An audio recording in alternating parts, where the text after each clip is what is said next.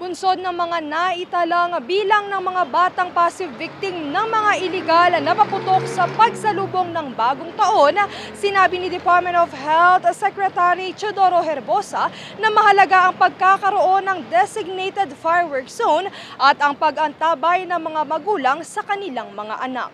Kasi passive sila, no? So naglalaro yung bata, nabatuhan ng paputok.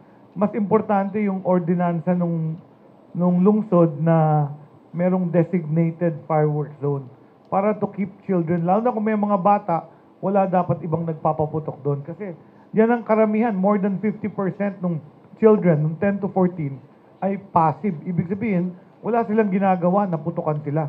Ibig sabihin, nahagisan lang sila or naglalakad sila, may nagtapon ng paputok doon. At para naman sa mga magulang, mahigpit na pagbabantay at pagbabawal sa mga anak kung sila ay nakitang naglalaro ng paputok. Bagamat may mangilan-ngilan pa ring naitala kung ikukumpara sa datos ng firework-related injury noong mga nakaraang pagsalubong ng taon, higit 50% ang nabawas. Sa kabuuang datos mula December 22, sa 534 na kaso, karamihan sa mga ito ay adult men, 4 dito ang namatay. Isa sa 4 na ito ang 78 taong gulang na lolo na naputukan ng sinturon ni Judas sa Nueva Ecija. Bagamat ilang araw pa bago ito tuluyang namatay, hindi na kayanan na matandang makarecover sa tinamong acute respiratory failure at multiple injuries.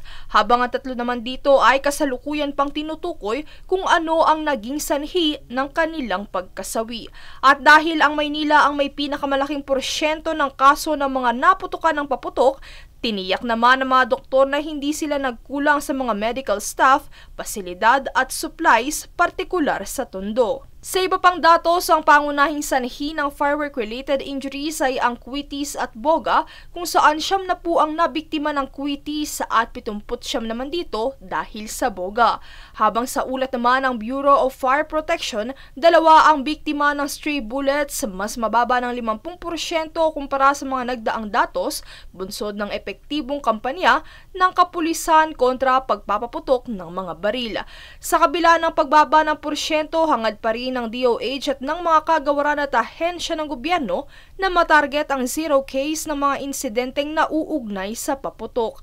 Kaya naman isa sa mas paigtingin pa ni Herbosa ay ang kampanya sa paggamit ng turotot para makaiwas sa mga paputok, legal man ito o iligal. Princess Castro, nag-uulat para sa Golden Nation Network.